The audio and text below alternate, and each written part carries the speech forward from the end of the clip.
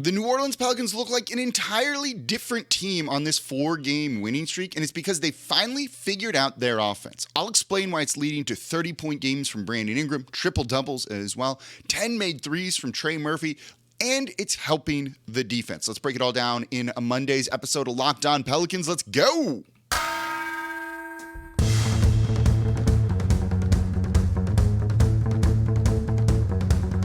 You are Locked On Pelicans, your daily New Orleans Pelicans podcast, part of the Locked On Podcast Network, your team every day. Welcome to another edition of Locked On Pelicans, the daily podcast covering your favorite team, the New Orleans Pelicans and NBA, part of the Locked On Podcast Network, your team every day, available wherever you get your podcasts and available on YouTube. I'm your host, Pelicans Insider, credential member of the media, Jake Madison, at NOLA Jake on Twitter. Here with y'all on this Monday. I'm releasing the show early on YouTube on Sunday as well. And of course, thank you for making Locked On Pelicans your first listen today and every day. We're here Monday through Friday for y'all. No one else coming to you like this, completely free, right as the Pelicans are peaking at the right time. And we're going to break down what's changed and what led them to that huge win, 131-110 over the Los Angeles Clippers, looking like the team from last year. And there's a couple of tweaks they made that I'm excited to break down. Today's episode of Locked On Pelicans is brought to you by PrizePicks. First-time users can receive a 100% instant deposit match up to $100 with promo code Locked On. That's PrizePicks.com, promo code Locked On. So let's get right into it with the just dismantling of the Los Angeles Clippers on the road, 131-110. Oh boy, did this look like a different team?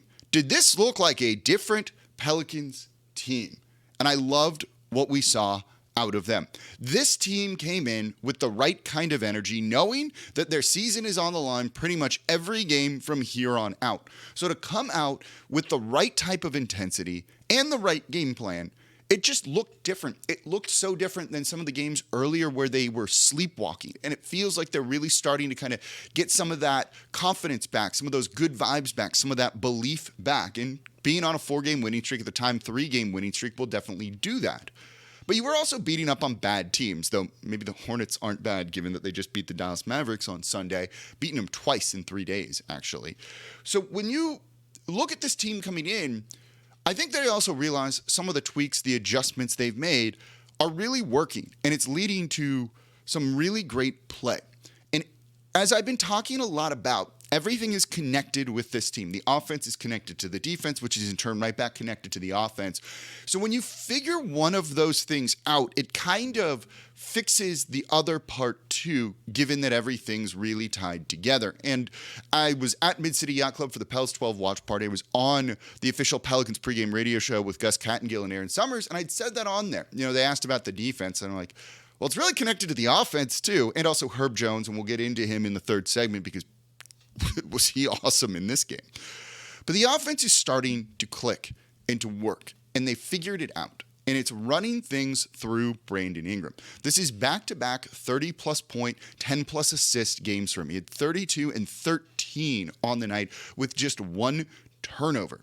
The past 2 games, this is a dude with 62 points, 23 turnovers, 15 rebounds, and 1 turnover. Think about that type of efficient play for a second, because they're using him properly. Sometimes this is pretty simple, at least in theory. You don't need him dribbling the heck out of the ball at the top of the three-point line, then just trying to drive and running into people. It's easy to defend. But if you get him the ball in the post, at the free throw line, at the nail, in advantageous positions, and force the defense to react to him, it means other guys are going to be open, and because he's in advantageous positions, he can make those passes. The 23 assists these past 2 games is not a fluke. It's just better use of him. And it leads to guys like Trey Murphy, who we'll get into in the next segment because I got some interesting stats from him, to make 10 threes. Trey had 32 points, 10 of 12 from 3. And trust me, when I break this down for you, you're going to want to hear some of the numbers on this and how those looks were created and what was done with them. But B.I. being the focal point, and then making other guys threats. Jonas Valanciunas having 4 really strong games, 17 points, 13 rebounds in this one. 8 of 18 shooting. It wasn't even that efficient, but he went out there and he was a threat. It frees CJ McCollum up to do so many other things. He's been turning the ball over a lot when he's the primary ball handler. Just 3 turnovers in this game. 21 points on 15 shots for him. 3 of 6 from 3. Once he got going early, you could also see him find his confidence, and then you can give him the ball in his hands, let him create a little bit. But 8 assists for him, 8 rebounds. He was impactful. You have a guy like Josh Richardson coming in, able to score 13 points off the bench because BI is creating open looks when he's carrying that second unit. And it's not just 4 dudes around BI just kind of standing around. Things were being moved. There was off-ball cuts, impactful ways to make other guys threats. And then here's what that does. It lets the defense, and we'll get more into the defense in the third segment because I want to talk about Herb Jones and more of the defense, but it lets the defense get back and get set. They forced 19 turnovers, or the Clippers into 19 turnovers. That's what you need to do to win because it lets them get out and run, lets them get transition looks and semi-transition looks, and have man advantages running down the court. Those 19 turnovers turned into 28 points for the Pelicans. That's how you're going to win games. That's why this team is looking kind of scary, and that's how everything is connected to one another. The defense has actually been good all year long. And during this 4-game winning streak, this came from Aaron Summers, they've had the number 1 defense during this. Notice that's also when they're scoring the most points that they've had. Their average margin of victory over these last 4 games on this 4-game winning streak is more than 20 points. It's a little over 21 points. They're doing a lot right, and it's all connected. So when they figure out how to use Brandon Ingram, make him a creator in kind of a point forward kind of role. Not a point guard necessarily, but more of a point forward playing a little bit lower. Letting him get to the basket and being able to try and attack that way. It works. He started off hot. He started off hot doing exactly what I don't know what my hair is doing right here on the YouTube side of things. He started doing exactly what you needed him to do to begin this game. And then they started defending it, and he started trying to rely on the mid-range shot, and he missed 4 straight. One of those was a 3, actually. But he missed those shots. And so they kind of adjusted. Get the ball to Jonas once BI cooled off a little bit. Okay, now he's doing things, and it opens things up for BI again. Trey, and I'll get into him in the next segment because I really want to explain what made this night so special and why he's such a threat that other teams are really going to need to account for. It made him get wide open looks, and then when he was making threes, all of a sudden defenders are on him. And it makes things a little bit better for BI, and it gives CJ some space. All of this just is connected and leads to good things, and the Pelicans have finally started to figure out, and they are peaking at the right time. We don't know if and when Zion's coming back. If they make the playoffs, I think you'll see him back. But right now, you got to win without him.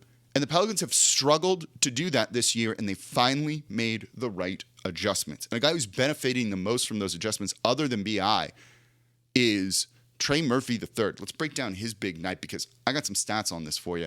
That's coming up here next in today's episode of Locked On Pelicans. Before we do that, though, today's episode of Locked On Pelicans is brought to you by PrizePicks. PrizePicks is daily fantasy made easy. You want to take Brandon Ingram to score more than 25.5 points? You can do that. Have more than 8.5 assists. Seems like a lock right now. So how's PrizePicks work? It's super easy. You pick 2 to 6 players, and if they go score more or less than their PrizePicks projection, you can win up to 25 times your money on any entry. And the best part is you're not competing against other people. It's just you versus the projections you see.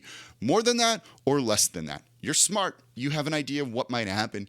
Go make some money over on PrizePicks. And they offer projections on any sport you watch, including the tournament. Entries can be made in 60 seconds or less. It's that easy. They also offer safe and fast withdrawals, and they're currently operational in over 30 states and Canada. So download the PrizePicks app or go to prizepicks.com to sign up and play daily fantasy sports. First-time users can receive a 100% instant deposit match up to $100 with promo code LOCKEDON. If you deposit $100, PrizePicks will give you $100. If you deposit $50, PrizePicks will give you $50. Don't forget, enter promo code LOCKEDON at sign up for an instant deposit match up to $100.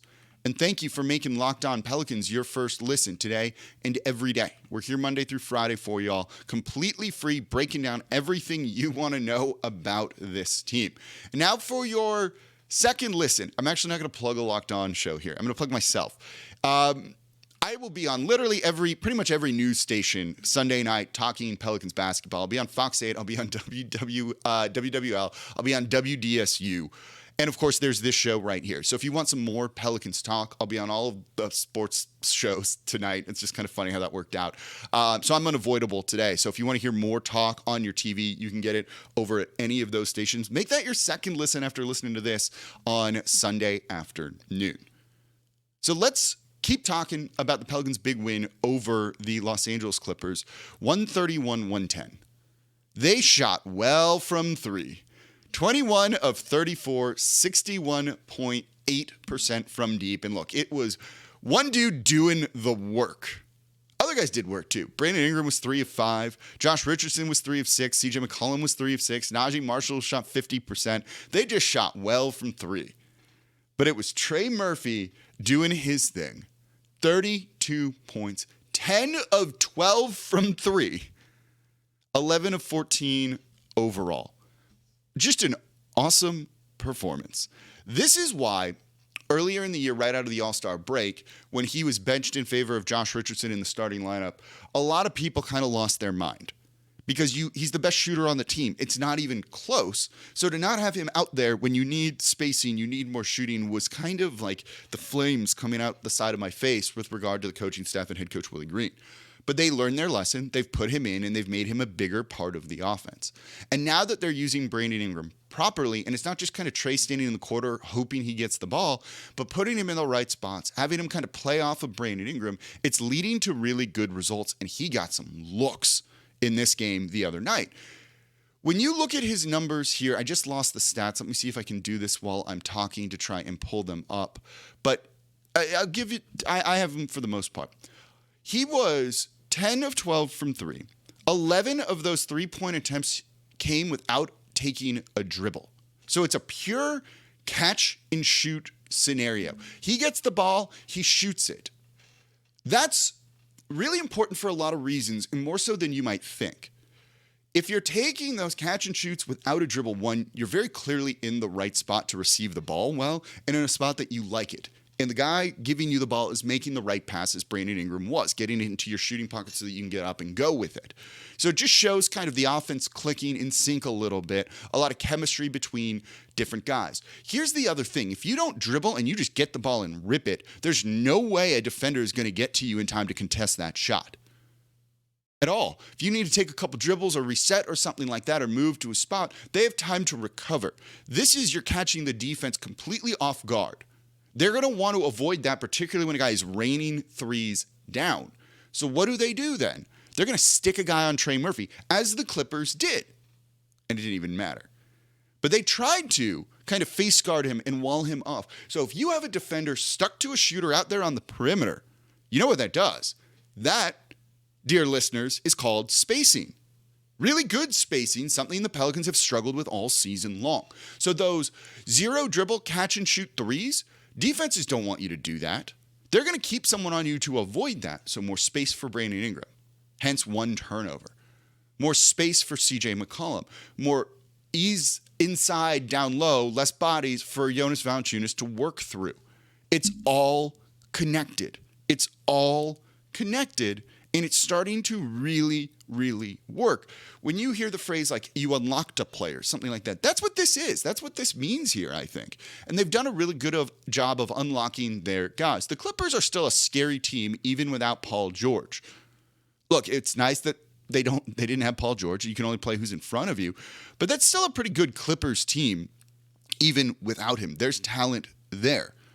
You know, going into this one, they were 7-3 in their last 10, I think. They've done well. And they were, at the time going into this one, 4 games above 500.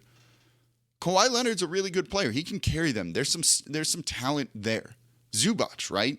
They have Bones Highland coming off the bench, who I like as a scorer. Eric Gordon couldn't miss for a little bit here. There's some talent. There's enough talent there for them to win a lot of games and potentially be a threat in the playoffs. And New Orleans just destroyed them.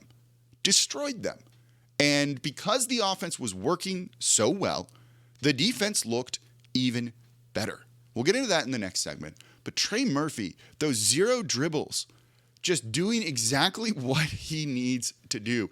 And he said after the game, you know, he heard some chirping from the Clippers bench. It kind of got him going, got him competitive. This speaks to the mindset that this team is in right now. There have been games when they look like they've given up, that they don't want to do this, that they don't want to be here. And that wasn't the case in this game whatsoever. They went out and they were ready for the moment and they were ready for the team that they were playing. And that is exactly what they've needed to do for a while now. So give them a lot of credit, give the coaching staff a lot of credit for having this team ready to go, and give credit to Trey Murphy for stepping up. Perfect complementary player that we've needed. He's been doing this for the most part this year. He's been good. He's going to be entrenched in the starting lineup at some point in time. I don't know what it looks like necessarily when Zion comes back, but Trey being in the starting lineup with that kind of three-point shooting, look, the Clippers are going to have nightmares about that. Just great use by him. 0 dribbles does that. It opens things up tremendously, and it makes the defense better. Also, Herb Jones on your team makes the defense better too. Let's talk about the other side of the ball coming up here next. It's all connected, and I'll break it down for you coming up here next in today's episode of Locked On Pelicans. Before we get to that, though, today's episode of Locked On Pelicans is brought to you by Built Bar March Madness. The Built Bar March Madness bracket is here, and we know you have a favorite bar or puff, and now is your time to make it count. Go to BuiltMarchMadness.com to vote for your favorites. I'm going to be voting for the Brownie Batter Puff Bar. It's my favorite one. It tastes delicious. And I know you're probably voting for that one too, or your other favorite flavor. And when you vote for your favorite bar or puff, you're going to be entered into a drawing where 50 lucky Locked On listeners will get a free box of Built. Not only that, but one Locked On fan will win a 12-month subscription to Built to have Built's best bars or puffs delivered straight to your door. You've got to try Built. Built, the best tasting protein bar ever. They are amazing. You won't even realize they're good for you. And what makes them so good? They're all high in protein, low in sugar, and covered in 100% real chocolate. So run to BuiltMarchMadness.com right now to vote for your favorite bar or puff and pick up a box while you're there. You can vote every day in March, so hop in and support your pick. And thank you for supporting Locked On Pelicans by listening and making it your first listen every single day. If you were at the watch party for the Pels 12 at Mid-City Yacht Club on Saturday night and you came and talked to me, I loved it. I love seeing everyone there. The energy, it's infectious. It was so much fun. Having the Pels broadcast there too was absolutely fantastic. Love to see the support for this team. And now for your second listen, I'm going to actually see this guy later today. Ross Jackson, host of Locked On Saints, breaking down everything black and gold. Free agency, going to be into the draft and look at all of that soon. He was at the Combine. He's going to be breaking down everything that the Saints need to be looking for to improve the team and kind of wash last year out of our mouths. So go listen to Locked On Saints for your second listen. Let's keep talking about the Pelicans just clobbering the Pistons. Clippers, 131-110. Just a great overall performance by this team. And the defense was also excellent. The defense for the Pelicans comes down to three things. The defense for the Pelicans is just really simple if they want to be good, because there's enough talent here and they do some really great things. First and foremost, it's come out with the right kind of energy. A lot of defense is just trying hard and putting in the effort. They did. They were locked in on that side of the ball. You saw Brandon Ingram have a great defensive performance in this one. He was really intent on not letting the Pelicans lose. You also saw them just kind of flying around, and they were ready for the moment, which they haven't always been. So you've got to take that when you can get it. The other part of it is the offense doing their thing. Score, let the defense get back, get set, because this defense thrives off of creating turnovers, forcing turnovers, which then makes easy offense on the other end while giving the opponent 0 points. That's kind of big. And again, the Pelicans have had the best defensive rating during this 4-game winning streak out of all teams in the NBA. They're the 6th best defense all year in the NBA. They're good on that side of the ball. They rank 6th in terms of forcing turnovers on the defensive side. They've also been, especially recently with playing Jonas Valanciunas more, a good defensive rebounding team too, so ending those opponents' possessions. They're 7th best in the league at that. And Jonas has been a big reason why, as they've been playing him late in games and they're using that size to their advantage.